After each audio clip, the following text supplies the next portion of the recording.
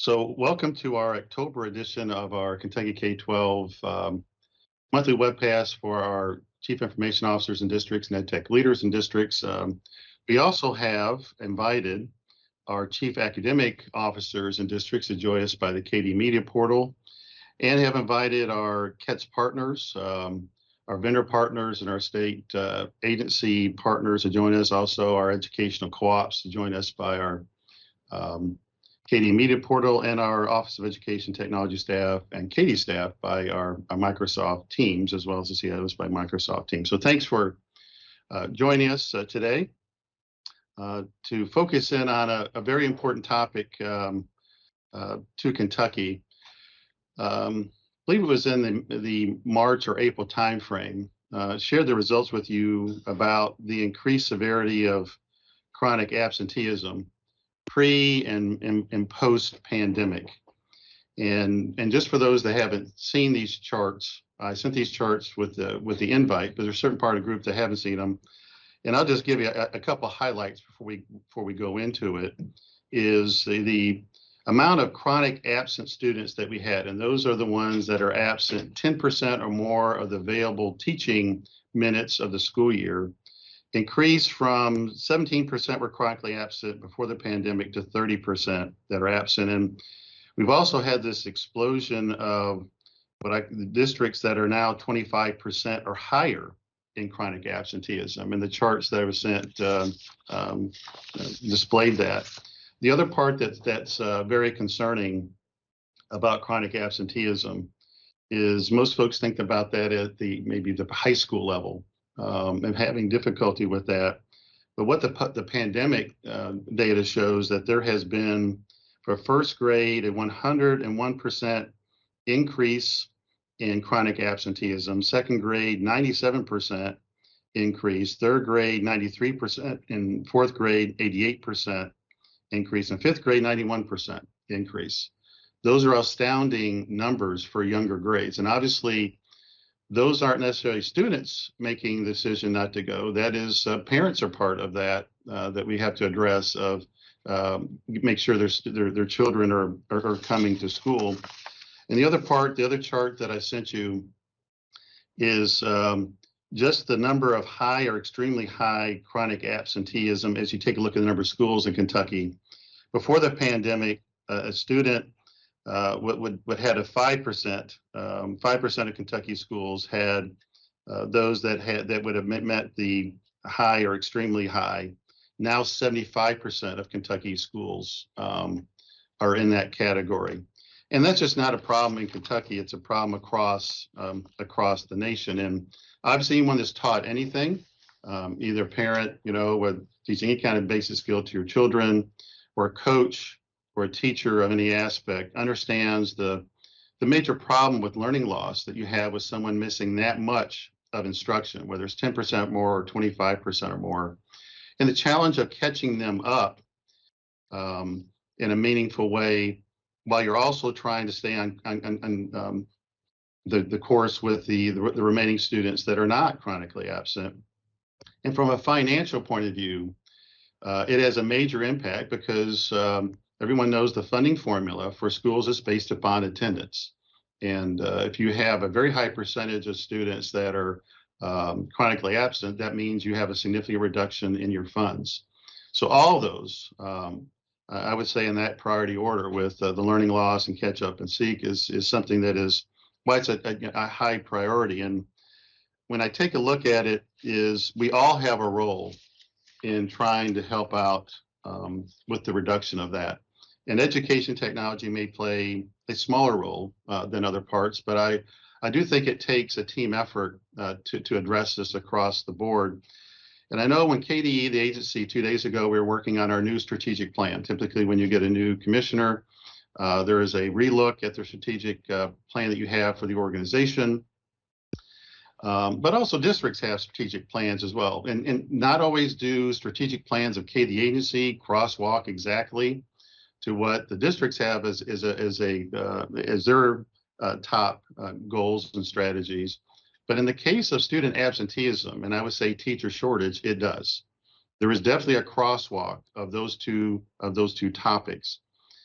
Having been part of the Kentucky education technology system since its birth since 1992, I can remember what a cool feeling it was as we did some things that I knew that would be very beneficial to students when I talk about technology-enabled systems. When Kentucky became the first state to put internet in all the schools, I knew that meant information was now available to every child across the state. And I equated it to books in a library, although that's not an exact way to do it. But I think of the books and the libraries, the school libraries that may have been checked out that a student couldn't get that they needed, or a page torn out of it, or it was misplaced.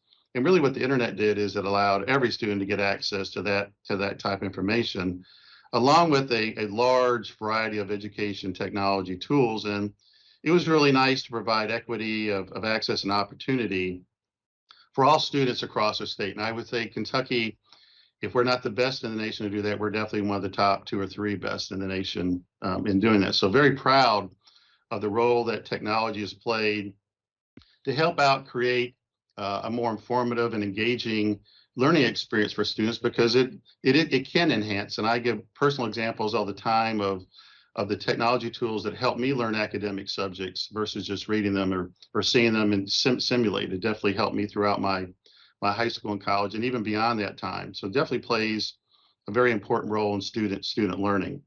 But at the same time, you're hearing me mention some of these concerns I have, and that even legislators have, that's getting attention about certain technology tools, in particular smartphones used by students, and you'll hear me talk about that in a second, and social media sites, for example, or other ones.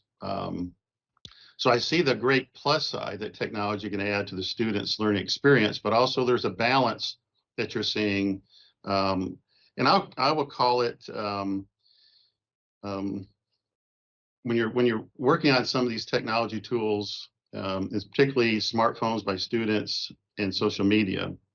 And even this applies to adults. When you've seen these campaigns about don't text while you drive because it's distracted driving. My staff has heard me talk about distracted working, where you're trying to do something online while you're at the same time trying to participate in a meeting like this. And I call that very distracted. You're giving it very piecemeal attention. But I think we moved to a certain level for certain folks of distracted living, to where they become such a distraction that is taking away from their social skills and their learning skills. And I'm going to talk about an Education Week magazine article that just came out 2 days ago that talked about this impact on the social skills of students across our country, and definitely that affects the students in our state. Yesterday, I was in a legislative committee meeting that focused on assessment, artificial intelligence, and teacher shortage. And we'll focus on teacher shortage, by the way, next month. But in the AI discussion, a big part of it was just not the tools, but it's the ethical and responsible use of those tools. And we'll talk about how that relates to digital citizenship a little bit later on, which has always been a fundamental portion of what we did when we started KETS, the Kentucky Education Technology System, back in the 1990s, making sure we had good digital citizens. And we call it the 9 elements of being a good digital citizen.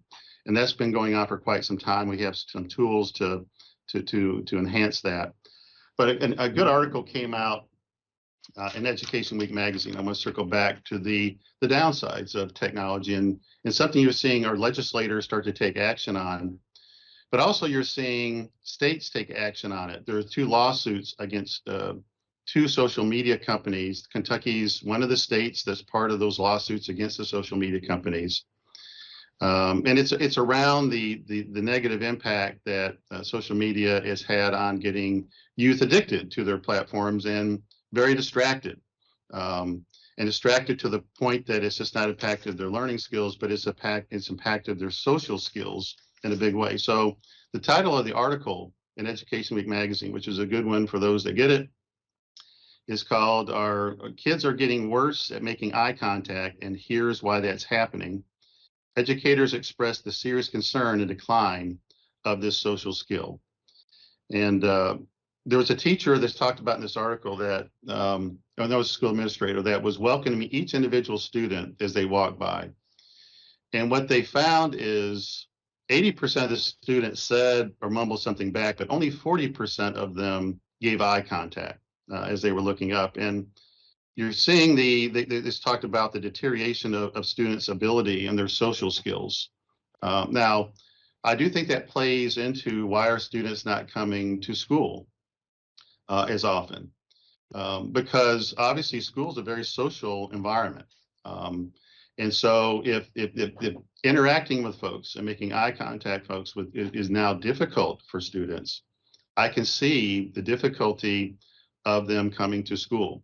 And the same thing applies to adults as well with the social media tools. They're talking about in this article, students, instead of in the traditional way, like most adults have, definitely my age, where you mostly talk to folks face to face or voice to voice about things, they're mainly texting communications very rarely, and they're very hesitant to go voice to voice or face to face with the messaging. And even when they're a setting to where they could interact with others, their head is down and they're flipping through their phone as a way to distract from interacting with folks. And this is not me saying it. This is the study kind of talking about this major problem that we're having with students. The pandemic has obviously played a role. We can see it in the earlier grades, that these earlier grades are the amount of students not showing up is made their social skills has stunted them across the board. And this is for all grade levels, and this is even for young adults that we're seeing and creating this anxiety when they have to actually interact with folks and be in a very social setting. And it's moved organizations to move to a phone-free zone. I know at the Couch Household, there are certain settings to where you put them down, and people involved in our meetings, the OET meetings, understand, put these down. You can focus, for an hour and a half, because you're distracted, and you're distracted just not working, but you're distracted living. And obviously there's emergencies that happen where you go off with it, but we find folks, and it's becoming a major problem in that regard. While there's great plus size education technology, and we're going to talk about that rich set of tools, at the same time, I want to recognize the problem that's associated with technology. It's related to smartphones and the use of social media and other things to distract them from learning and distract them from living like they should. And so you're going to definitely see legislation was looked at the last legislative session about this topic. Districts have already had the ability to move to this, but they're wanting some more leverage. And obviously parents play a big role in this. Obviously parents are buying the smartphones for the students.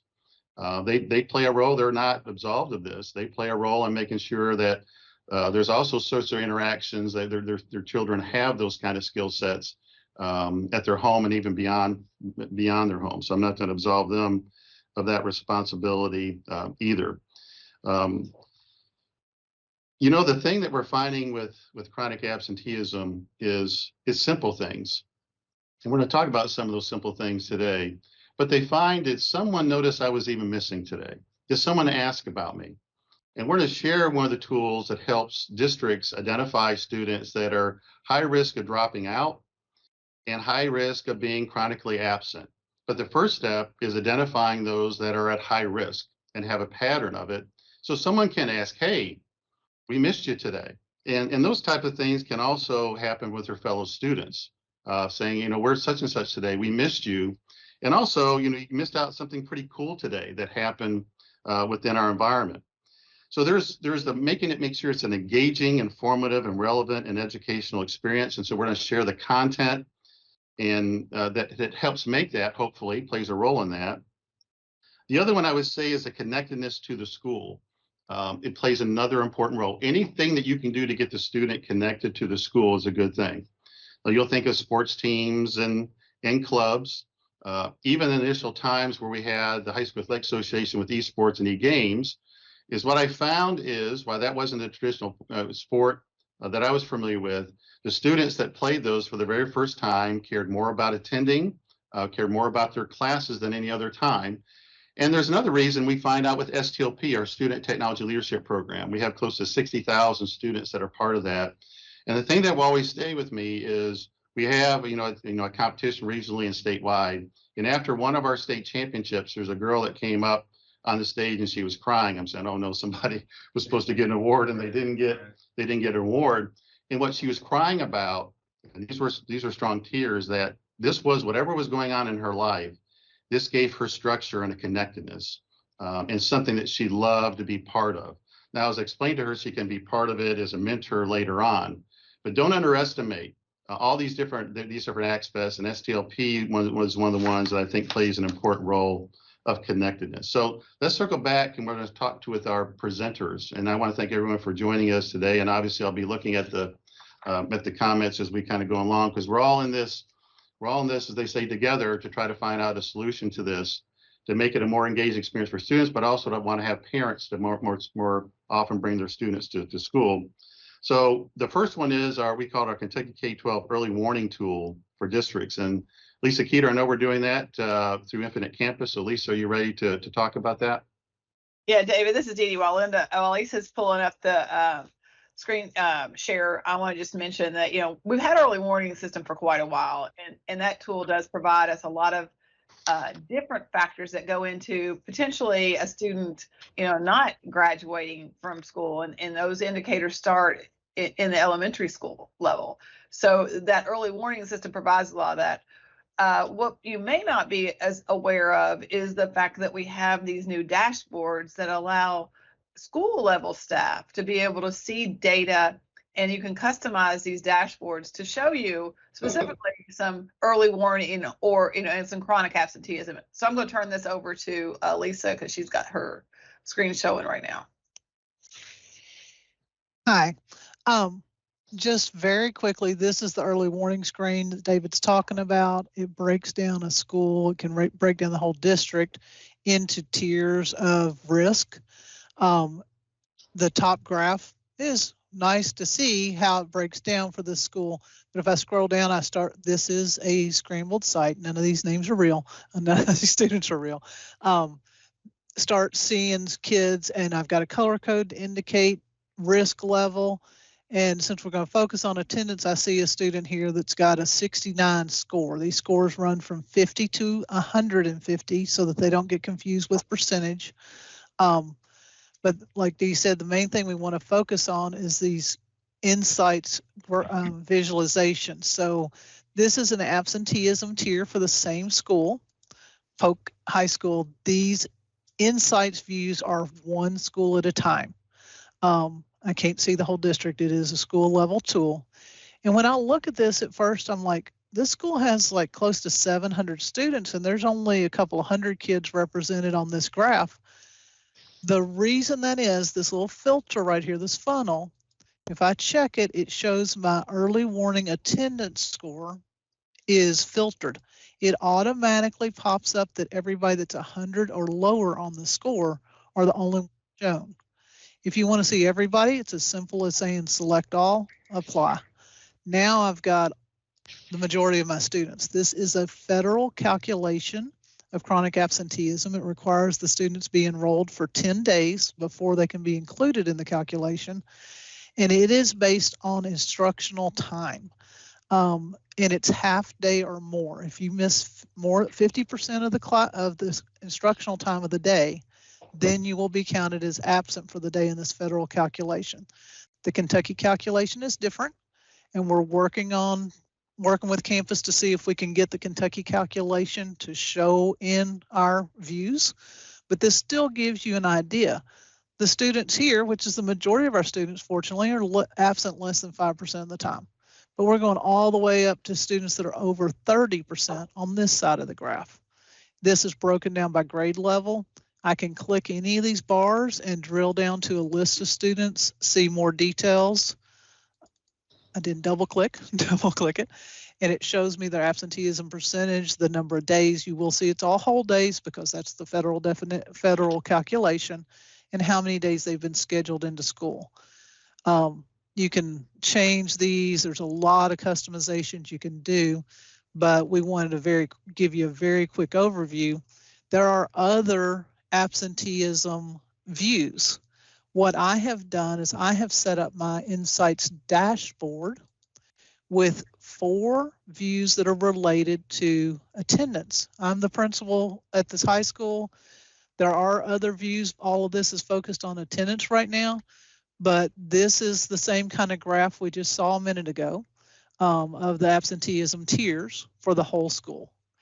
And then I did the reason they're absent, in my top right quadrant for by weekday. This is, and I'm doing it with count of students because it does count every class they miss if you do the count of absences. So you've got to remember to divide it by the number of periods in the day or the number of classes of the day to get a view, but it still gives you a graphical overview. One thing, when I first looked at this graph the other day, I was like, orange, court excuse. There's no way there's that many kids gone for court excuse, but if you look, the colors repeat. So there's a little bitty orange right there that's really court excuse. If you scroll across, that's an unexcused absence, that orange bar. That's the biggest thing in all those days of the week. So this is broken down by day. There's one that's broken down by periods. I'm going to scroll down to this view. I've focused it by the excuse type. I've got a bug turned into campus. When you're in this view, I can't see this graph, but basically these are excused absences, unexcused, exempt absences, unexcused, and I forget what the third, unknown right now. And if I hover over it, it shows me what that is. I just can't see my key at the bottom. And this group only represents 10 students. I have 10 students on my early warning watch list, and I can see them and break it down very quickly to see this is their attendance tier. So this is less than 5%. My kids on my watch list are all high early warning scores. Some of them, their absences this year are pretty good, but their absences last year was really bad. So that's why they've got a bad score for attendance. So it's early warning uses 2 years of data on every student when it's doing its analysis, so it can change. There are other categories. Oh, that's not the view I meant to show you. I did this one so you could read them, zoomed it in. There are other insights views for assessments, behavior, classroom performance. So this goes into actual grades in the classroom that you can monitor, and enrolled by status, and the RTI plans, which we don't know, most of the districts don't use. You may or may not have tool rights to this tool. Some districts don't have anybody except their system administrators that have access right now to insights. Some have lots of people with access, but you can request access through your normal district processes to get where you can do this. I did want to show you real quick. If I switch back to my view, which I'm forgetting where I hit it, and I changed my view there. I'm going to go back to my dashboard. This is right now for my Polk High School, because I'm pretending I'm the principal at Polk High School or whatever. I can change this, and so if I'm at the district office to one of the elementary schools, save it, and it just refreshed all those views that easily to the elementary school instead of my high school. And I'm getting the same data at the elementary school. You see, there's less different excuses at the elementary school in this district. And my watch list view went blank because I don't have any students on the watch list at the Jackson Elementary School. So very quick overview. We are doing an hour-long, campus trainers are doing an hour-long training on the 29th. Registration links went out for it yesterday. It's on our CASIS training page on the website. So please share that information in your district to help people. They can learn how to customize these. Every one of these views I customized and saved my settings. So thank you, Lisa. You know, talking with Marty here, every time I see this, it's improved so much. And the key part, the teaching point here is making you awareness of this, because anyone's involved in data, the problem that we have is people not aware of an existing data system we already have and the dashboard tools that we have on top of it, and they go get yet another one or don't use it at all because they don't realize it's there. Right. And as Lisa mentioned, this is something that, you know, the agency doesn't, you know, control whether you have access to it or not. Your district does, and so you can make your case. And I think definitely beyond maybe a system administrator within the district needs to see this, but it's a case you'll need to make within your district. So thank you. So David, I want to jump in just real quick, because that's one tool that's relatively new, and I think it's a great ask of our CIOs out there to help promote that. You know, until somebody says they want to, you know, they know about it and they want to do it, a system admin may not even know to give anybody access to it. So it's real important there. I also want to point out that's not core product. KDE used ESSER money to be able to purchase this and partner with Infinite Campus to create that.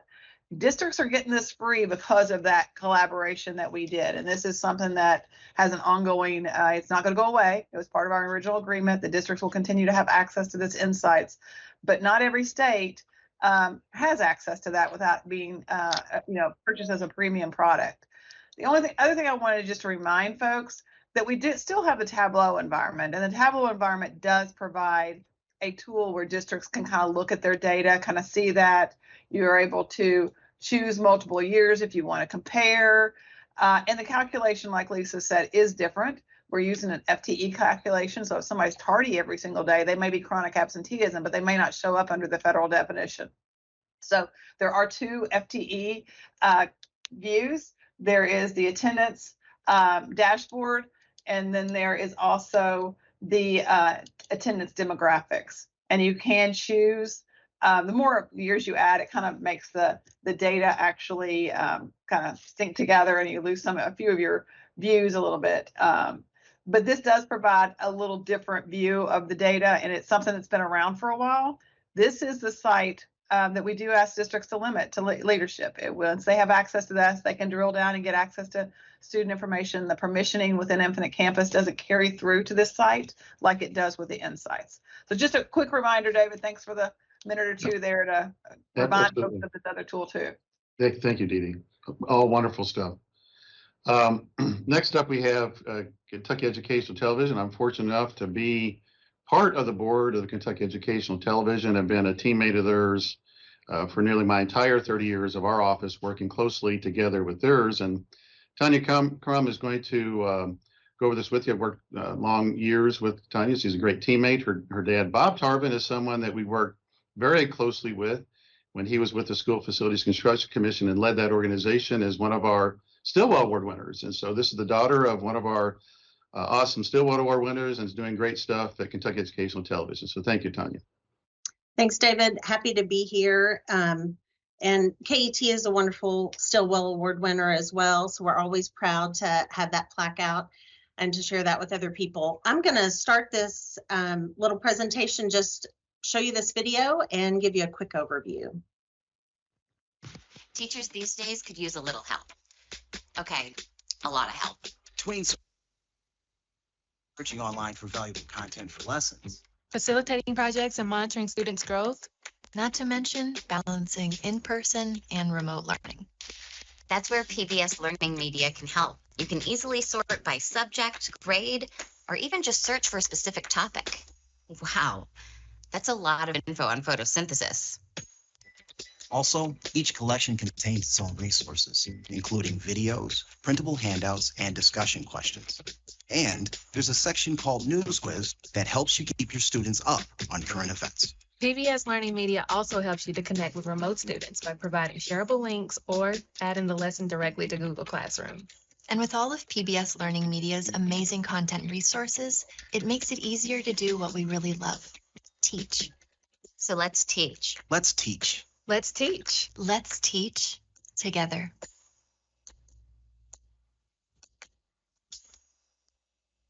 Teachers these days could use a little. All right, so quick overview. They all told you much more than I could in 5 minutes. So just as a reminder, though, PBS Learning Media, this has been a very long partnership with KDE. For those of you who have been around a while, you may remember KET Encyclomedia, you would remember Discovery Education, Teacher's Domain. We've been through a number of iterations, but at the end of the day, we've been partnering with you to make sure that all of the schools in Kentucky have access to free repository of content that's high quality and aligned to standards. The exciting things with PBS Learning Media, and this really ratcheted up, of course, during COVID, but is this integration that they have with a variety of technical applications. And we're seeing a tremendous use of PBS Learning Media instructional resources shared directly through Google Classroom for schools all over Kentucky. And so we're seeing really wonderful usage from that perspective. you've probably seen PBS Learning Media. I'm sure your teachers have, but they search by subject or grade, standards, all of those sorts of things. But this is the part I think, David, you're looking for: how many views, how much usage are we receiving from PBS Learning Media? We had a high during COVID of 1.4 million views of content during that fiscal year. And we had a slight dip right after we all got back into school, but we're seeing that slightly on the rise. So we're at about 1.1 million views annually, but about 30,000 users per month. And that's in Kentucky. That's just in Kentucky. Now, KET produces content for learning media that's used all over the nation. But this number here is just in Kentucky. Now, of course, those views don't take into account how many students are seeing the content because one teacher viewed a resource, right? And so we also know that teachers are downloading resources, so they have them and they can plug them into their lesson plans as they go. But News Quiz, as you saw referenced there, is entered its 40th season this year with Kelsey Starks, and we have that great partnership with you all with STLP. Kelsey has been emceeing some of the award shows for the past couple of years. But News Quiz is one of the top 10 resources used nationally on PBS Learning Media from right here in Kentucky. And so with those views, I would tell you it gets about 4,400 views a week, which we are averaging out, and suspect we may be reaching nearly 84,000 students each week just with News Quiz. We're receiving opinion questions and opinion letters from students, so we know that it's resonating. We've been able to have some field trips here at KET as well, where students can see it filmed live in the studio. And so we know that teachers are using the content. We know they depend on the content, and we're just continuing to work to get that word out. We work with a lot of universities and help pre-service teachers become aware. And then, of course, we have a great relationship with your staff there at OET as well as the DLCs, and we're happy to continue to do that. And I would say for the CIOs on the call, if you know of folks who might need training or you think, gosh, be on the session with the state, but this might be a great thing that you could use in your district, then I would just ask you to reach out to Amanda Wright, and she'd be happy to connect you with any of our education specialists that we have that travel the state and help in all of those ways.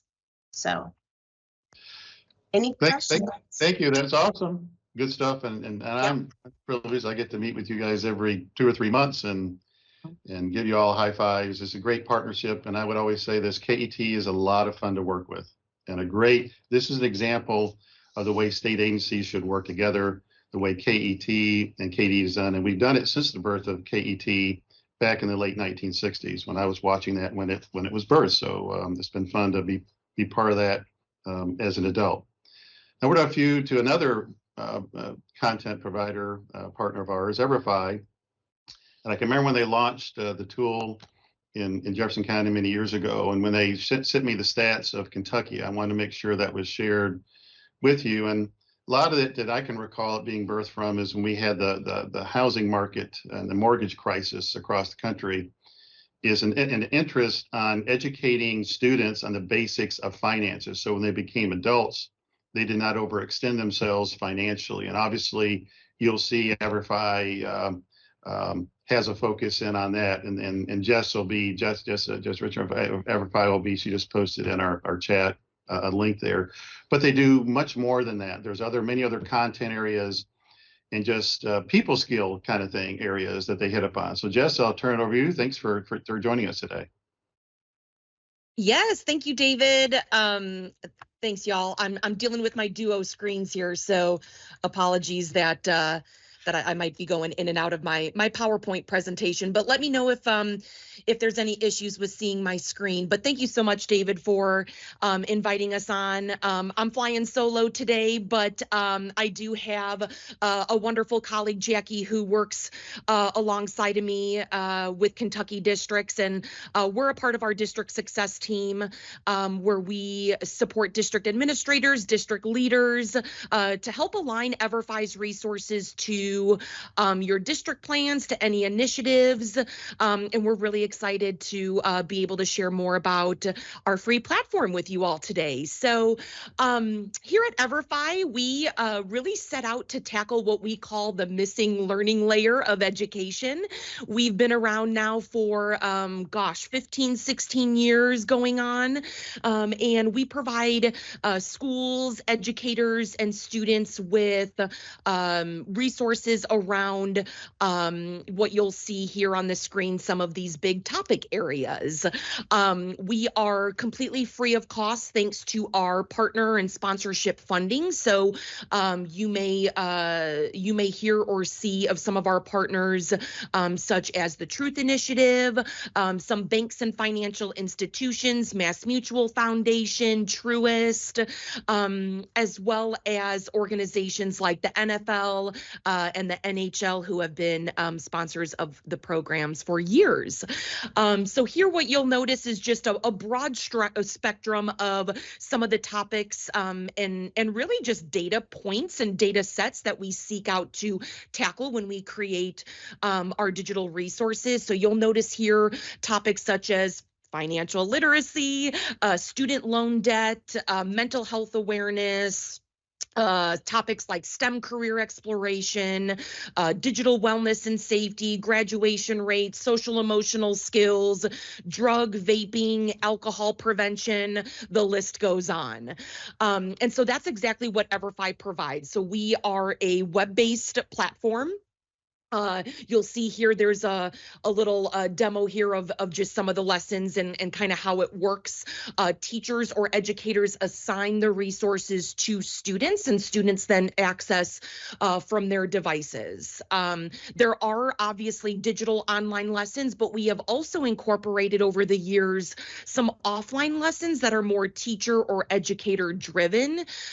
So, extension activities and discussion questions, and even parent resources as well that educators can send home or send to parents and to get them involved with these types of conversations and topics as well. All right, so in addition to those digital resources and those offline lessons that are on the platform, we also collect data. There is a gradebook that teachers, educators, whoever is assigning or utilizing resources with students, they'll have access to the gradebook on our platform. We are also excited to share out different data points with our state as well as district partners throughout the school year. So we have what we call an end of year impact report. I'll share some numbers from that here from the state from last school year. And then we're also able to provide districts with their own customized data report as well. And so we like to provide that for districts just to give you all a heads up of, hey, here's what the usage looks like in your district. Here are the schools that are using and kind of help come up with a game plan of how to increase usage. And then the last and final thing you'll see on this slide is that scholarship and contest piece. So for those of you that have never worked with EverFi or have not utilized an EverFi resource, we are really lucky in the fact that the sponsors and partners that we work with want to also give back, not just with these free lessons, but also with scholarship opportunities, field trip opportunities, career panels, and career type of activities that might be either on site on school or off site. So those are the type of opportunities that educators and students would have access to as well with utilizing EverFi's lessons. All right, so I put into the chat just an overall one pager of everything that we have from kindergarten all the way up through high school, but also just wanted to briefly share again those topic areas that we currently have resources around. If you don't see a topic area that you would love Everfi to create a resource around, please let us know. Our team is constantly taking feedback that we hear and developing content around that. So you'll notice here we have something at the elementary level, middle school, and high school level for financial literacy. We also have health and wellness resources starting at the early elementary grade levels as well. And that's all the way up then through high school with our prevention resources, vaping prevention, prescription drug safety, alcohol education, and even mental health awareness as well. And then we do also have some workforce or STEM career readiness courses as well that we have built out throughout the years. So excited to continue to see that suite of courses continue to grow. We currently have an accounting careers and a data science career course. And then we also have some STEM and history resources that also involve some of that career and workforce readiness as well. So our future goals and our Endeavor STEM career exploration content will really help students learn a little bit more about some of those STEM concepts that are out there, but then also get them interested in some of the different career paths that they may want to pursue in a different STEM industry. All right, we are also really excited to partner up with other EdTech organizations and educational organizations out there.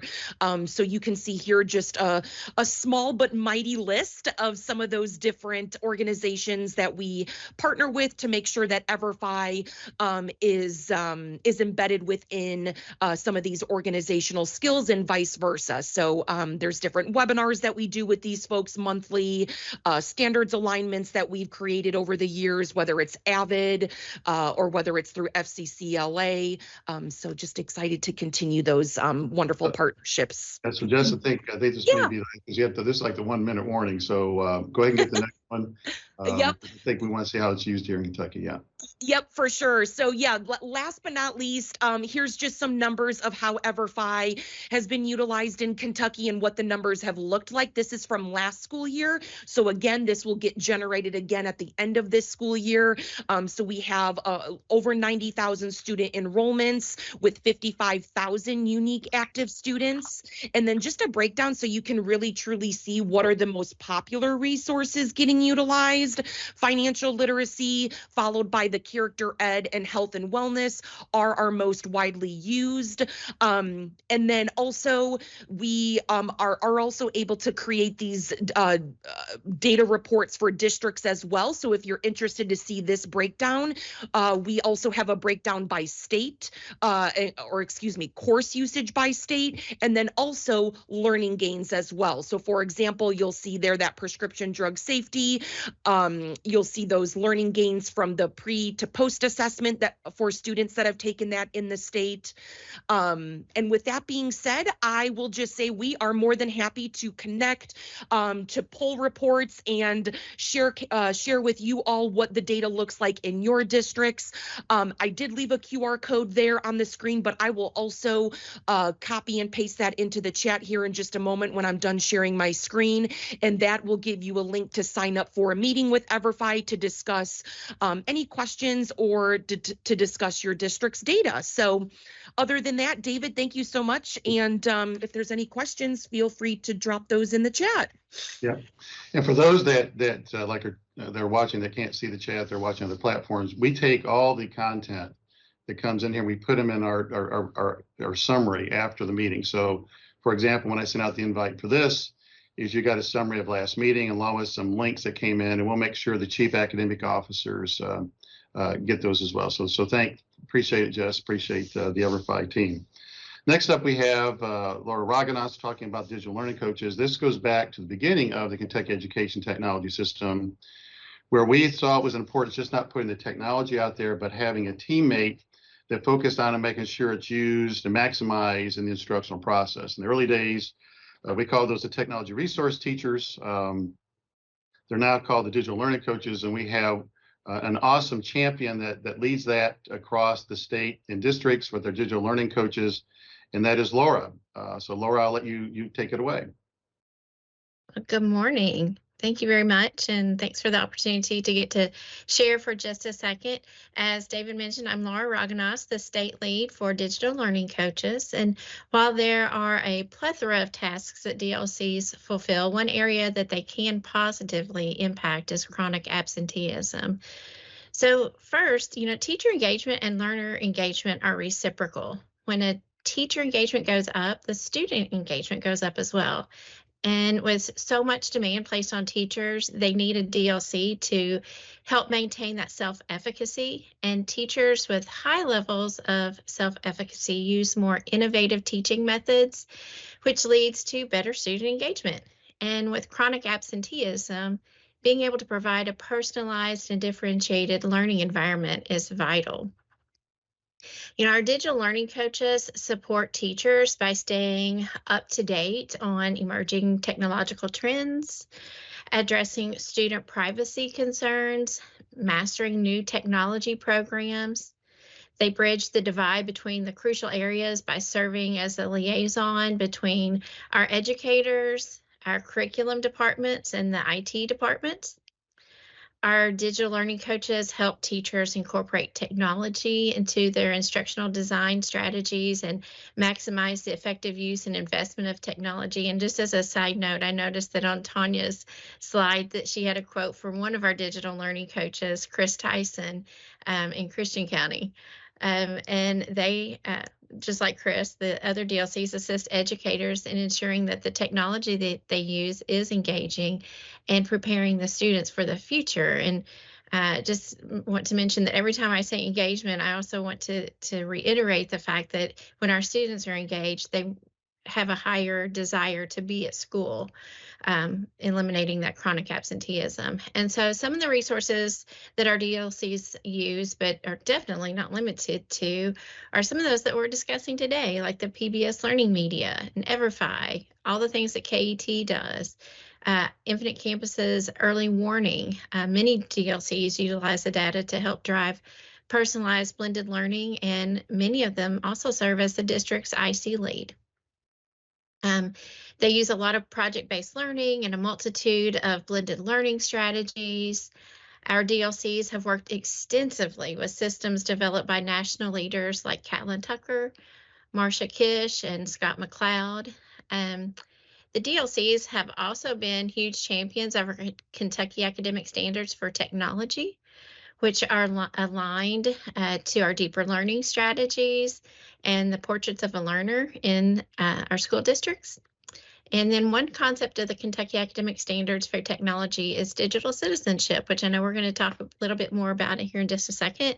But I wanted to just mention that the DLCs drive much of that understanding and embedding of digital citizenship, which again, on another side note, this is Digital Citizenship Week. So a lot of our districts are having lots of activities focused on digital citizenship. And some of the programs that they utilize are the Digital Driven Learning, or the DDL, DigCit by EdVolve, ISTE's Digital Citizenship Lessons, Common Sense Media, Be Internet Awesome. Of course, PBS has videos connected to digital citizenship and many, many more. So just in closing, blended digital education helps students develop positive and wise skills in using technology, which directly impacts their engagement. So just wanted to mention that if you are not working with your digital learning coach, or you don't know who your digital learning coach is in your district, please reach out to me. There's my contact information. Would love to get to chat with you about how we can make sure that your DLC is heavily involved with this chronic absenteeism problem that we're all facing. So thank you very much. David, back to you. Thanks, Laura. Appreciate it. Next up, we'll be talking about our Kentucky Virtual Library. James Allen, who leads the library effort for Katie, the agency, is in our Office of Education Technology, but this is a partnership that we have with the Kentucky Council for Post-Secondary Education. And so this is the tool that they manage on behalf of all school districts and other organizations that use it. So James, I'll let you talk about the Kentucky Virtual Library. All right. Good morning. I am going to talk about KYVL, but first I'm going to talk a little bit about school librarians. And David, you kind of mentioned this, Kentucky being a leader in education technology.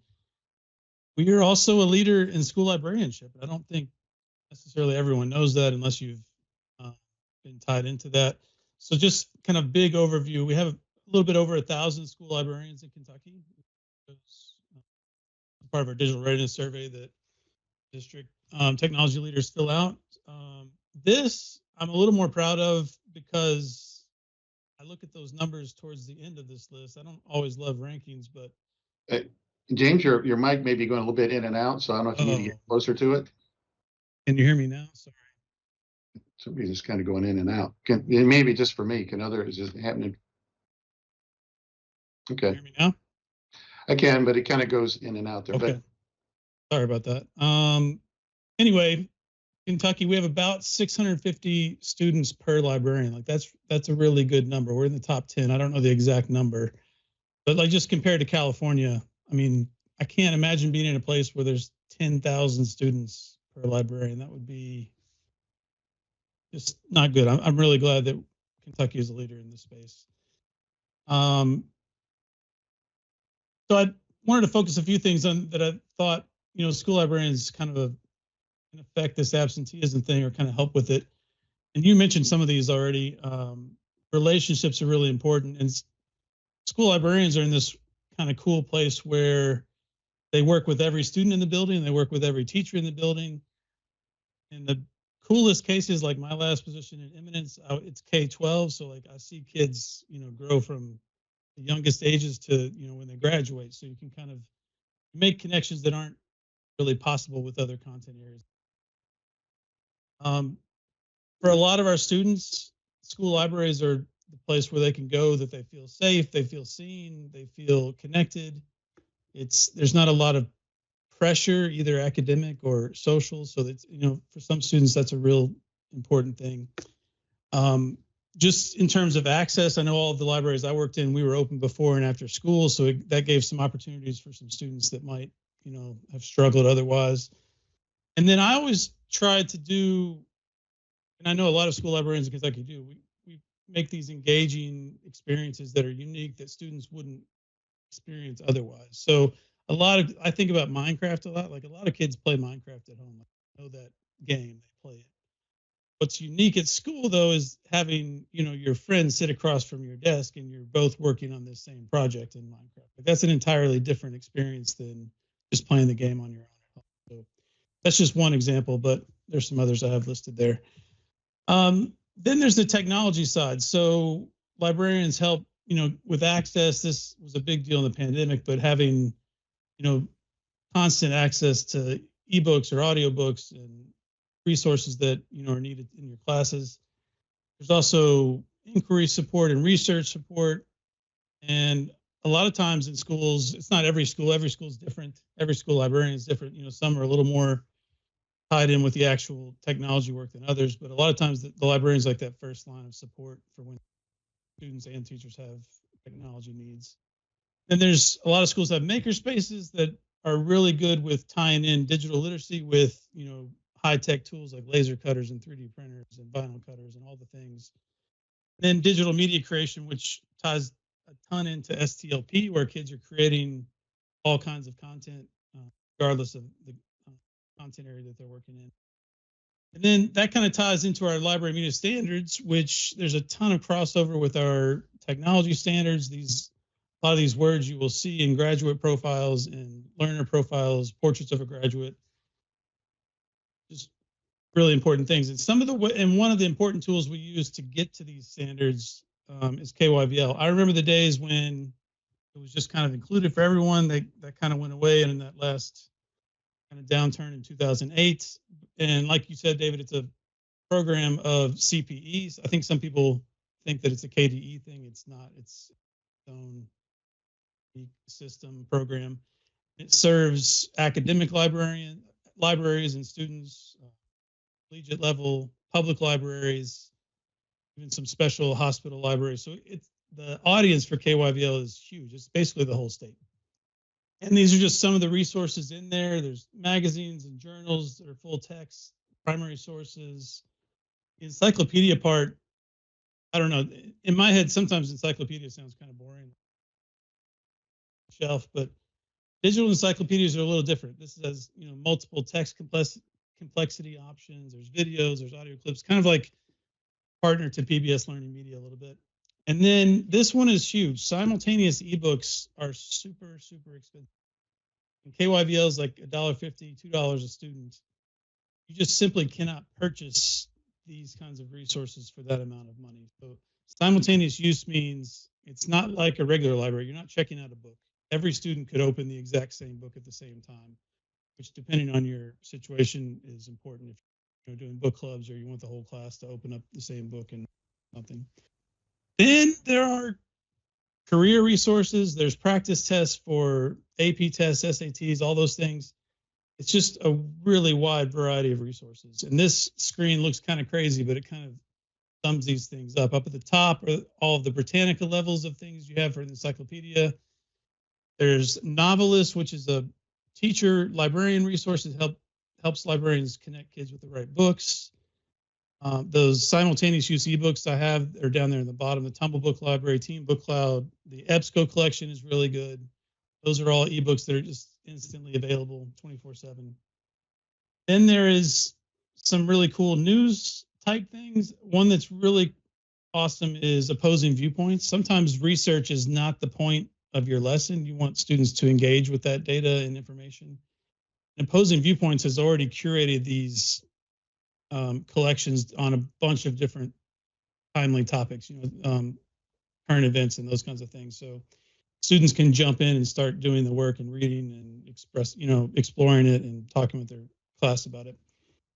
Then there are the admissions test preparation that I talked about. Those are down there at the bottom. So you can see KYVL is not one single resource. It's like this giant umbrella of a bunch of great resources. And this is a crazy chart, but kind of reminds me of like elementary school with my little star stickers. But so you can see kind of what each one of these main resources have available. And all of this is on the KYVL website. We can share links out to that. And that's all I have. Thank you for giving me a little bit of time to talk about this. Thank you, James. Appreciate it. And appreciate kind of the intro with the librarians, because I thought that was important as well, and plays such an important role. And some of those are digital learning coaches as well. So they play that dual role and champion things for us. So Marty, I'm done a joint review for our digital learning guidelines. Obviously that came big in the pandemic. We had to look at those. But just any kind of update you want to make on those? Yeah, David, thank you. Thank you so much. We, about every 4 years, we put work in to modernize our digital learning guidelines. I did want to just quickly do a call out to these digital learning guidelines. You should be able to see my screen at this point. And inside of the KD website, we have linked from the digital learning page, these digital learning guidelines. And why these are important, and David, I'll just hit a high point here. These are now included for the past 4 or 5 years. They've been included in superintendent's assurances. And these really put the structure, these guidelines really put the structure around these guiding principles and strong points to integrate education technology into learning. Before you buy something, consider these 5 guiding principles, consider these details before you start to work and integrate different apps and services. Where do these fit in? And so we want to encourage everyone to own these and to leverage this work inside of your education technology plans. But the highlight for today is that we're in a modernization phase. And so in January, actually, we will be publishing updated digital learning guidelines. So we're excited about that work. We're also going to, a quick shout out to KISTI spring event. We will hopefully be able to share to large audiences our new digital learning guidelines. So we're excited about them. A lot of district leaders and school leaders have leveraged these guiding principles to help them make decisions when integrating education technologies in the right way. And so for our chief academic officers watching, KISTE is Kentucky Association for Absolutely. The KISTE is our like premier education technology leadership organization. And it's a strong partner with the International Society for Technology and Education. So that's our Kentucky version of it. Yep. So just so you know, so we have your district education technology leader, CO, whatever you may call them in your district, is very aware of that organization and can keep you up to date on that. Well, I think this may be a good place here. You were talking about the digital driver's license, digital citizenship. That came up about the ethical use of technology yesterday, and also even with all the tools that are out there that students have access to, including social media, making sure that they are good digital citizens when using that. And that's been an important fundamental part of the Kentucky education technology system since our birth. And we've been ahead of that curve. In fact, they created the digital driver's license here in Kentucky. That's not here in Kentucky, but across a large number of states now. Yeah, and thank you, David. And I think almost every leader who's shared today has mentioned digital citizenship in some way, shape, or form. Our EverFi team, our KAT team, Tanya, Laura, James, you, David, have already talked about how important teaching and learning of the appropriate, responsible uses of technology are, whether that's self-regulation skills, and it's learning the skills, and then it's being able to apply the skills as students and as teachers, as adults. And so digital citizenship is a foundational component. It's in our DNA in KETS, as we always like to say. So the digital driver's license for DigCit, for digital citizenship, has been a really strong tool for us. It's been constructed over the course of time, now 15 years, David, that's hard to believe, but now 15 years of adults and students help writing the content that goes into this digital citizenship module of the DDL, the digital driver's license. And so digital driven learning is what we refer to it as. And this new digital citizenship module was just launched in the middle of last school year. And I just wanted to highlight and show that how important it is that you can, any student, any teacher in Kentucky can log in and get to this content. Laura mentioned this already, so high five that this content was just updated and it aligns to ISTE digital citizenship framework and the EdVolve DigCit framework that our digital learning coaches have been working with and studying. So digital health and well-being module covers a lot of these areas. So every content area broken down by grade bands referencing these four framework areas. And so safety module, social responsibility module, media information fluency model, module, I'm sorry. So broken down by grade band. And I just wanted to share that, since this content has been updated, we have a really, really strong participation across the state. We have, so last year we had over 25,000 unique users, that's mostly students, just inside of that digital citizenship course, if you will. Over 140,000 times these students interacted. And that was last year. So far this year, we have right at 15,000 unique student users. And that's right at 61,000 unique interactions inside of those learning opportunities. So again, you learn the skills first, and then you apply the skills. So shout out to our digital learning coaches, to STLP, which we're getting ready to talk to and talk about, and how we're all integrating digital citizenship into the work. So for our EdTech leaders, awesome push. It's not just about technologies in place. It's about teaching and learning the responsible and appropriate and empowered use of the technology. So thank you. Thanks. Next up, we have online virtual remote learning. And obviously during the pandemic, we had a high percentage of students that went online and sometimes 100%. During the pandemic, we learned that there's a percentage of students that actually thrived in this online environment, and in some cases 100% virtual. There's also situations where a student may be injured for a period of time, broken leg, and so the way they have to join is remotely. So this is part of the toolkit obviously. We recognize that there's a small percentage of students that are signed up for 100% virtual and remote, right? It's like 1-2%. 1%. But it's a small, very small number. But obviously, every percent counts. And it counts for those who sign up for 100%, but sometimes they have to do it temporarily because of a medical situation, for example. So obviously this came into play on a much larger scale during the pandemic, but we have Ben Maynard here to update us on the online virtual remote learning programs. Thank you, David. Appreciate that lead in because you are exactly right. Appreciate the opportunity to talk.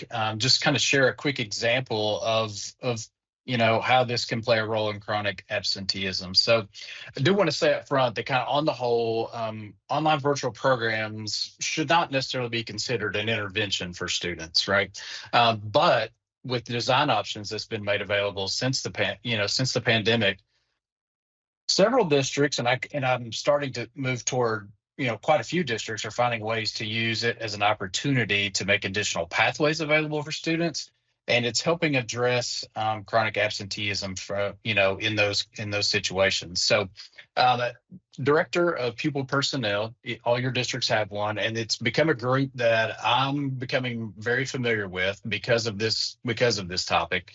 And I was meeting with a few here recently, and a couple of them shared a very similar thought that we pulled together for you. And I just wanted to share that today. And I'm going to kind of read it, which I don't normally do, but I want to make sure I get it correct. And so this is what they had to say.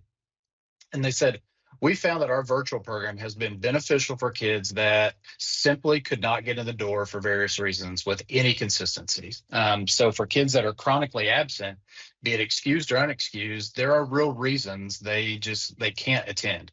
A different learning environment can provide them time to build stamina, strength, and courage to integrate back into the flow of in-person school. But in some cases, it's the right fit for them long-term, which means we've maintained continuity for their education and connected to the school community through the virtual program instead of them walking away. So I thought that was pretty powerful, and it does sum up stories I've heard from quite a few districts with virtual programs, how they're able to make some intentional adjustments. They wrap around the right services and expectations for these students, in addition to providing a high quality online learning experience. And so I did want to let you know that the DPPs from Clark and Round County, they weren't able to join today, but they did say they were open to questions from any of you. So if you need me to connect you to them, I'm glad to do that. Or if you happen to know them, feel free to contact them directly. They said that would be no problem. I wanted to kind of give you this opportunity as well. We're going to dive into this topic a little bit deeper through some what I'm calling the online virtual leadership network. We have some in-person sessions in November scattered throughout the state, one in Ashland, one in Lexington, and one in Madisonville. And so this will be a topic that we look at. We'll discuss some strategies and just kind of the processes and the how-tos on how some districts are making this work. If you didn't see that email, there was a flyer in there that has more information on meeting dates and how to RSVP and how to get connected to that. I'm going to drop that flyer in the chat in just a few minutes. And for our EdTech leaders, that information is also in the October EdTech leader agenda. So you'll be seeing that starting probably today or Friday. I think some of our first meetings are coming up. So I'll drop that in the chat soon. But definitely something that our online virtual programs are helping our districts with, and ultimately keeping students connected to the broader school community and just a high quality learning experience. And so appreciate the opportunity to share about that. Marty, of course, you have, if there's anything that you want to add, of course, jump in there, but appreciate the time. I need to introduce you a little bit more. So we're lucky to have Ben's a former Kentucky school principal, and we're fortunate to have him with that view of things in our Office of Education Technology staff. So he brings a great added value of how this plays out on the ground within the school building. And Ben, I'd like, while you got the mic, and Sean, we'll make sure we talk about computer science next. You're not forgotten you. Is while you got the mic, we're going to talk about digital readiness and speak up. We're going to focus on the digital readiness results next month, along with the teacher shortage. And by the way, computer science results, we're going to spend a whole lot more time on next month. But just a quick, and I know we had a poll question around digital readiness and speak up because we need districts to volunteer to help us out with that. That's right. Yeah, I appreciate that. Marty, if you want to go ahead and throw that poll question out there, you can definitely do it. I'll lead us right into it. But I know in just recently, several districts have reached out about a perception survey in the absence of the Brightbite survey that quite a few of you participated in or utilized over the last. Marty, you originally started that probably 10 years ago now. It's been that long. And so 12 years. 12 years? Well, okay.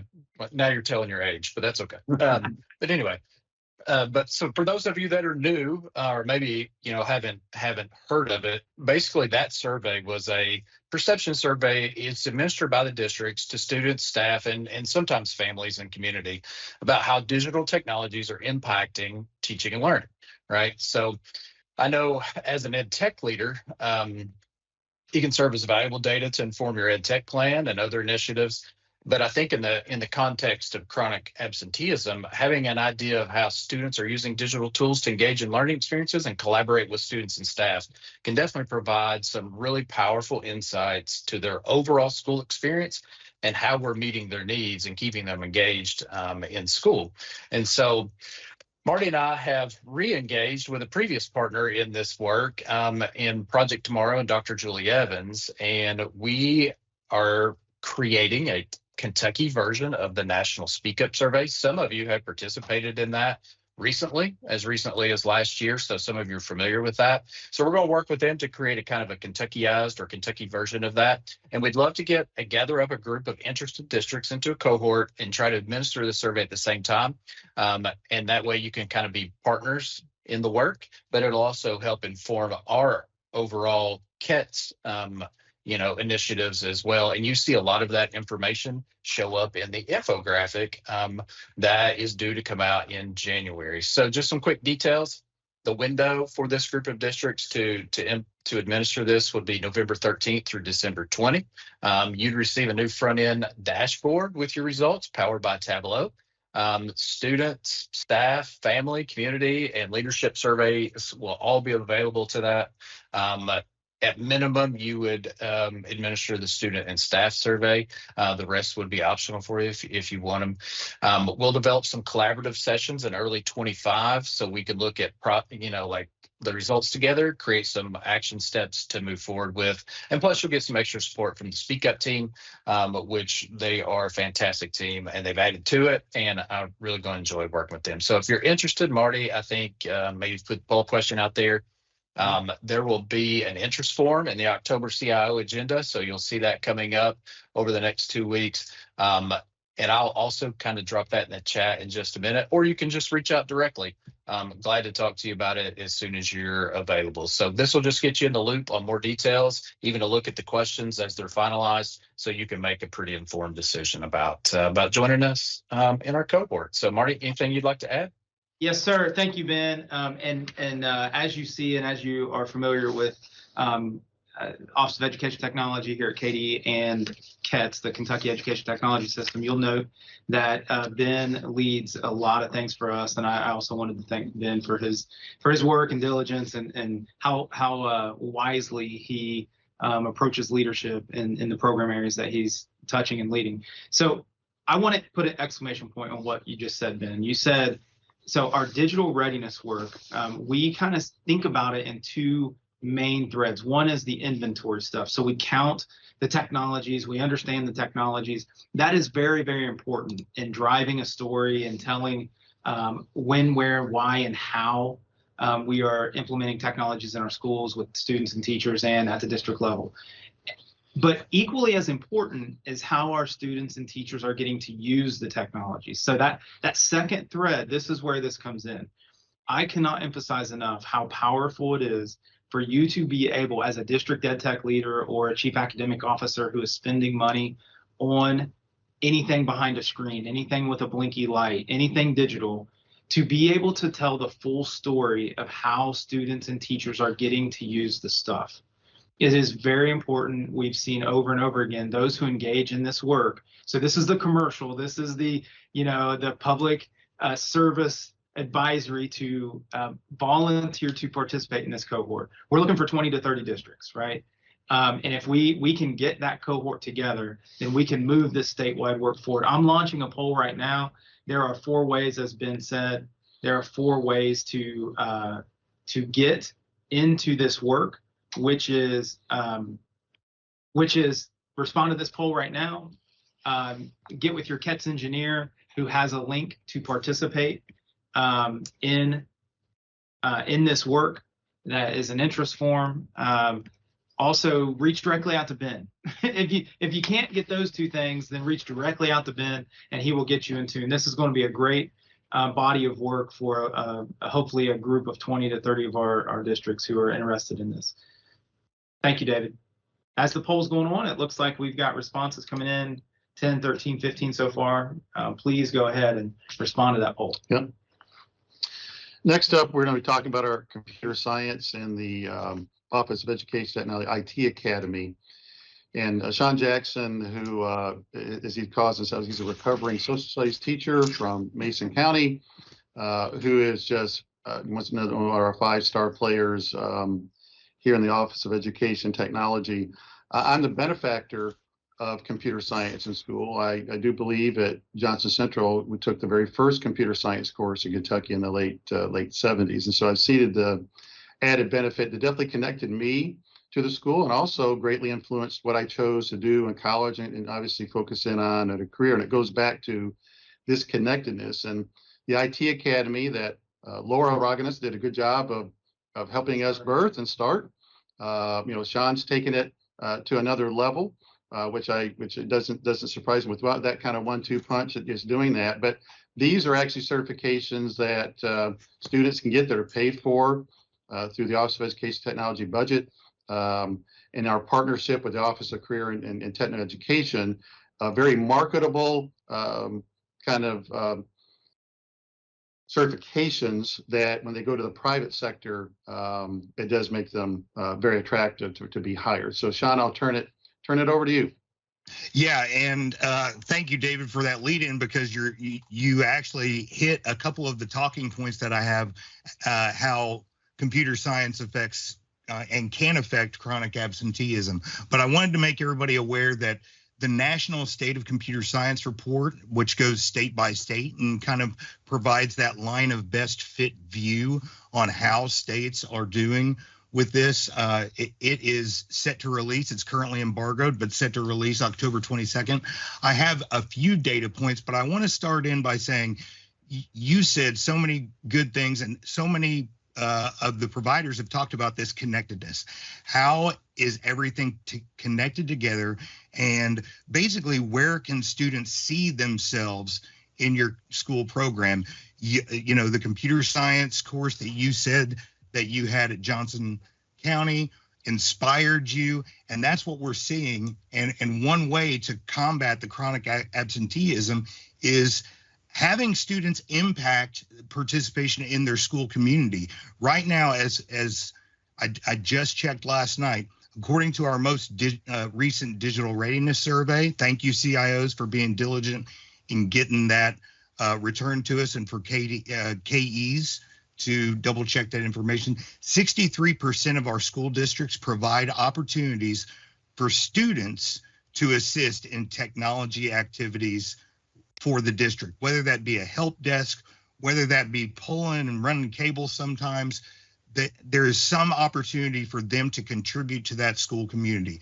And in a world where the people side is growing ever more dire to find professionals who want to come in and be IT specialists in our schools and work in that environment, our students can be great resources from us. We have great examples of that across states. Another thing, Dr. Fletcher hit on it a couple of times yesterday during the committee meeting. He said when students are excited about their learning, when they see a value and their future impacted by what they can do today, and when they can see themselves in the job roles that we're trying to prepare them for, they really show up and perform for us, and they have a higher attendance. I can definitely tell you that providing an avenue for students to study computer science, that was one thing that that I know was important to me. And I've seen it happen in schools, and we keep seeing it happen in schools.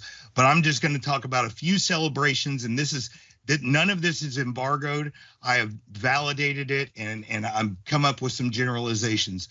Right now, we're killing it, guys. We're doing such great work, and it's not attributed to one person, one entity. It's about this connected network of professionals who all see the value in this type of learning, whether it be the ethical and use of computer science and digital wellness and citizenship, or if it's the advent of understanding how AI can apply to many different job fields. So we have a lot of things contributing to it. We're 16% above the national average for our number of high schools offering computer science. That's awesome. And that trend has grown by about 7.7% annually.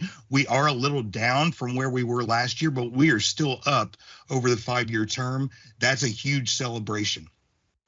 Kentucky, people want to know, how are you getting your rural locations and your smallest school districts to participate in computer science and offer computer science? We're among the highest in the nation for those numbers. We've also seen a 1% increase in female CS participation. We're still not at that level of parity for the overall population, but we have a celebration there. And then we have maintained parity in ethnic representation in computer science classrooms. Why? Many different tiers. We provide an avenue for people to get their computer science permission code and be able to offer computer science as a high school and now middle school background teacher, regardless of their teaching, their base teaching certificate. We've taken that barrier away. KET's shared services approach is threaded through everything that we do. We provide these services, and we make sure that people understand that our vendors are true partners. We value those partnerships, and we make them better because we see the value in what they can do for us, whether it's code.org or in the state of Advanced Kentucky providing professional development, or even some of our curriculum providers and our test providers, Certiport and CompTIA. We all make each other better. Emphasizing cross-disciplinary connections is huge. And kudos to our data team. Dee Dee's team is awesome. We've gotten better with our data, and we've worked diligently with code.org to make sure that data is represented as we see it and as we collect it. Take advantage of the CSIT Academy that exists, those certification vouchers, and we also help partner with PD opportunities from partners, and then identify opportunities for those K-8 students to engage in CS activities. We can delve more into this in the future, but I wanted to say this is the first time I submit something like this every single year, and this is the first year that they've printed it as part of our state report. And so I'm allowed to say this because I'm the one who wrote it. They stole it from me and printed it. So I wanted to highlight that our DRS is something that we do that I don't think any other state does, is collect this actionable data every single year to identify trends and opportunities across, the entire state. And our K-8 students are being offered opportunities to engage in computer science learning, not necessarily just in the classroom, but through hour of code activities and things that go beyond an hour of code. And one of those is, of course, STLP. And I tell them about STLP. I've invited them multiple times. Hopefully they'll listen now. I want them to come see this special thing that we have going on. And we do credit our recent growth in high school computer science participation in the growing opportunities for CS-connected activities at STLP, at Girls Who Code, and other activities that help students be passionate about their learning and display that learning. And this is a great segue into Jeff Cebulski telling us about STLP. Yep. And thanks, Sean. And there's a report from code.org that's coming out soon, and we'll share that with you. And there'll be a press release with the great news. And like Sean didn't cover anything in it, but I will say that, and I think this is okay, Sean, we're a top 6 state in the percentage of students that are participating in computer science. And so I'll that is leave it at that. I 100% think it's okay, correct. but we'll give a lot of other stuff. It's a great, and there's a lot of reasons for that. And you hit upon a combination of those, but I would have to also say we have someone like you helping lead the charge and doing that. And that's a key element. Even Laura can speak to. Most other states with their IT academy did not have someone at the state level that championed it with school districts. And I think that's been a key part of the success with Laura and Sean, with the success that we're seeing with IT Academy, digital learning coaches, and with computer science overall. And Dave, real quick, I want to point out that this Computer Science and IT Academy is something that we have a single line item budget for. When that started, when Laura helped launch that and get that started years ago, we knew that we had a growth target for a year-over-year growth. And at some point, when so many students are participating in the Computer Science and IT Academy, that we would be hitting the top of that budget. And we're getting, and it's a great problem to have. We're getting closer and closer to that growth target, that year-over-year growth target, to where we're hitting the top of that budget. And so that's another one of those budget conversations that we've added in, David. Well, the commissioner joined us when we got the briefing last Friday, Sean, Marty, and the career technical education, part of that. But we also talk about it with them of this additional budget request that we have in for the Kentucky Education Technology System, that will help us address it. That's part of it, is bringing that back up. It was part of the cuts the substantial cuts we've gotten to CATs that we're trying to restore and also deal with the cost of living increase. So lastly, we have, but not least, is Jeff Sobolski. And Jeff, we talk about STLP a lot during the year, and you got a lot of plugs throughout this. And keep in mind, we have 5 minutes before we close her down. So you're on the 5-minute shot clock here or less. Okay, so obviously it's a great honor and privilege to be batting cleanup today, but there's a good reason why STLP is kind of got the anchor leg here, because it really is something that I think a lot of us on the call, probably 99% of us, are comfortable feeling that we understand what STLP is all about. But what we're going to do today is we're going to challenge you to think about it a little bit differently. We know this, like you've seen this, STLP. You think about STLP, you're thinking about trophies, and you're thinking about challenges and competitions, big events. That's a big part of what we do. But what we want to really get you to think about is STLP is more than a club. We want you to think about STLP as a different way to think about building school culture, and also be thinking about it as a way to battle chronic absenteeism. There's so much more going on out there. You've heard lots of wonderful strategies today. We kind of want to pull it all together here with this sort of concept. Okay, so if we're going to battle chronic absenteeism, we've got some things that we've got to deal with. We've got to deal with this sort of lack of engagement, right? We've got students that they're feeling like school isn't culturally relevant. It's not engaging curriculum. They're not forming meaningful relationships.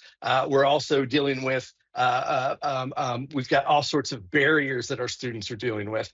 They're dealing with illnesses and lack of health and vision challenges. That is a problem with chronic absenteeism. We're dealing with negative school experiences and students who are struggling to just find their way through school socially, academically, lots of different things that are popping up. But we know that from hearing what we're thinking about, we already know that we've got some great resources on our team. We've got our EdTech leaders, we've got our CIOs that are out here, we've got our digital learning coaches, all of our computer science leads, our library media specialists. We know that combine that with our district and school supports, our chief academic officers, our principals, our classroom teachers, and then you combine that with our students, we're really just sort of dunking on all of this chronic absenteeism when you combine STLP with what we're doing, because it really is what is pulling together everything that we've talked about today. It's not by coincidence that the things that you're going to be hitting on here with our next few minutes with STLP conversation all match up and line up with digital citizenship and all of the different areas that we've talked about. It's by design that we have always looked at STLP as a resource that we all build together based on our needs as a community to solve different problems for our districts, for our students, for our teams. And it's exactly what we want to highlight with you today. So when we're thinking about the whole concept behind STLP as a tool to battle chronic absenteeism, you got to always think about what are the key highlights behind STLP? What are some of the basic main building blocks? Well, first things first, from a curriculum standpoint, we know that we can safely say that STLP fits into everything we do at school because it's built on academic standards. Right here, you're seeing the academic standards, Kentucky academic standards for technology laid out. I mean, this is the foundation of every single resource that we have STLP wise. Everything that we do. Think about our students that are participating in coming up next month with our projects, with our level 1 projects. Those students now K through 12, you have students who are engaged because they come up with something. They've had student voice and choice. They've decided what they want to address with their project. We are supporting them doing that. And then they are using this framework of the academic standards to explain how their choice of project is addressing each of those standards. Imagine another academic standard where you have students who can by name explain how the project that they have chosen is meeting the standards of being an innovative designer, of being an empowered learner. They are vocalizing how they are learning and demonstrating how they're learning, okay? And they are creating not only their own, but we are helping provide them with these vibrant learning experiences that we all know are what pull students in. That's the hook that is giving our students a reason to be at school, to giving them a reason to care.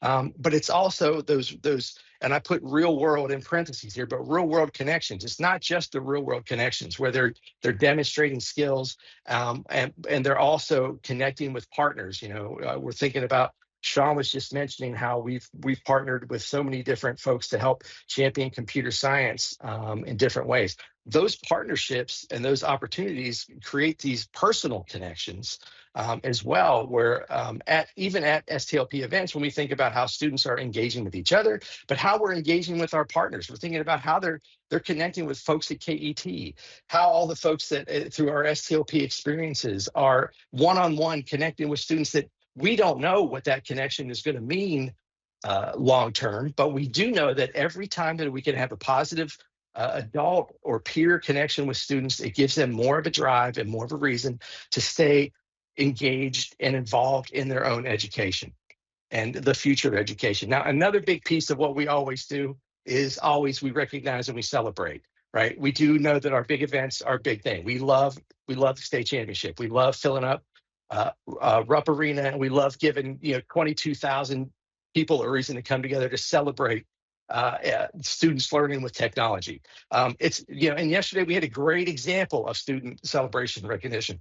Morgan County, I don't know if Justin, if you're on the call today, but down in Morgan County yesterday, they had their level I, their first stage of the STLP project cycle. They kicked off, and district-wide, they had Dr. Hamilton, the superintendent, came down, and this is all spearheaded by Amanda Lee, the chief academic officer for the district in Morgan County, pulling all of these schools and all these students together to share their ideas, to do their project pitch on how their idea, their project should represent their school in Morgan County in the state STLP events, right? Those kids, think about it, that was their reason for coming to school, getting ready. This is what has ramped them up to return back from their fall break, to get pumped and ready to get in here and to share the great stuff that they're doing with the hope that they're going to be able to move on to a larger stage for more recognition, more opportunities. But really what it's about is this is a pinpoint. This is where the students, it's meeting the road. This is they are taking and they're demonstrating what they're learning, and it's everything. And there's a reason why, and we're so pumped about this. By the way, congratulations, Morgan County. Justin, all of you, great job. There's a lot of districts out here who are doing this same exact thing this fall, okay? There's a lot of other districts out there that we know are having wonderful experiences for students and using STLP as the framework. And that was a big question that popped up in the Q&A. Stella popped that up earlier, is how we're other districts and schools utilizing STLP in their classroom experiences. So I put this up on the screen because April 23rd is our state championship. And so to tie that into Stella and your big question, the state championship, number one, is our culminating event.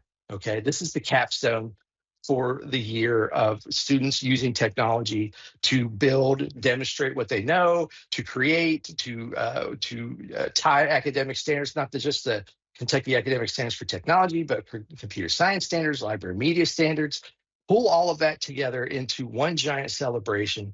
But to get to that point is kind of hitting on the question that you had, Stella. So number one, I want more folks out there to share how you are aware of districts and schools and classrooms utilizing the resources that STLP has to offer to battle chronic absenteeism. There's so many more stories out there that we haven't heard yet that we want to hear. We can share, and Stella, I'd love to connect with you one-on-one. We can share experiences. We have schools that have adapted the entire STLP framework as the core of their curriculum, the model for how they transition through the year for their learning activities and their student engagement, taking it from the whole sort of lifting up the project-based learning concepts, but also applying lots of the other resources that we have. And the reason why the STLP State Championship is on the screen is because I want to remind everyone that these resources that we have out there are not just out there for folks that want to do STLP. They're out there for anyone to take advantage of. And we're talking about if you have a teacher that is thinking, yeah, we're doing a wonderful lesson in our social studies class, and for this unit, I'd love to come up with some different ways for students to share what they've learned. Well, there are step-by-step resources on how they can work through creating a documentary or various digital artifacts that can demonstrate how they have learned or share what they've learned with their peers. So these resources are out there. They're not just developed by me, they're developed by teachers and volunteers across the state who are experts in their field. And we want you to think of STLP as this resource that you can use, whether you sign up and come to a competition a single time, doesn't matter. That's not what it's about. Think about using STLP to build up how we are pulling together all of the things that we all are doing. How we are pulling together the technology that we're providing, how they're utilizing those network connections that we're making sure work every day, how the digital learning coaches are being certain that the teachers have the resources and skill set they need to give the students the advantages they need to take advantage of the technology that we're providing, but also to pull in together the school as a community. If you think about STLP as the whole school and not just a program or an after-school club, hey, it works great when it's an after-school club for a few people. But you know when it works best is when you open it up and you let every student that is engaged in using technology to learn, which we know is every student in our school, when you can take advantage of that and take advantage of what we have to offer, I think that pulling together the computer science, library media, everything that we've talked about today, all fits in this beautiful bundle of STLP. And we hope that you'll continue to take advantage of it. I'm going to keep challenging you to always be thinking about it as more than just competitions and trophies. Reach out to us. We're ready to help. We didn't get those pictures from Morgan County because they sent it to us. We came to them yesterday. So reach out to us. We'd love to come and sit down and talk with you about how you can take advantage of the resources that STLP has to offer. Here's our whole team here that we're super pumped and ready to work with you. I know I probably went over 5, David, but I did my best. I just wish we get someone more enthusiastic about to help us champion this and be on our cleanup role. But Jeff, thank you.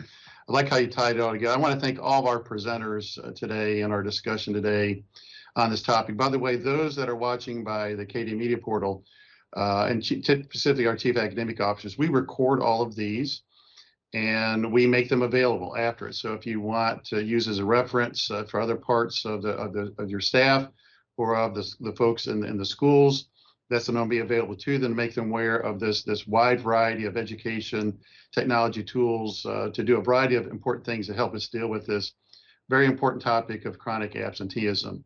So this is the point of the webcast that we're going to stop. We'll have some bonus time here, but I want to thank everyone, our chief academic officers, all of our CIOs, EdTech leaders, our co-ops, our KETS partners for helping make great things happen for students and give them a really good run and go at the next step of their life. So thank you once again.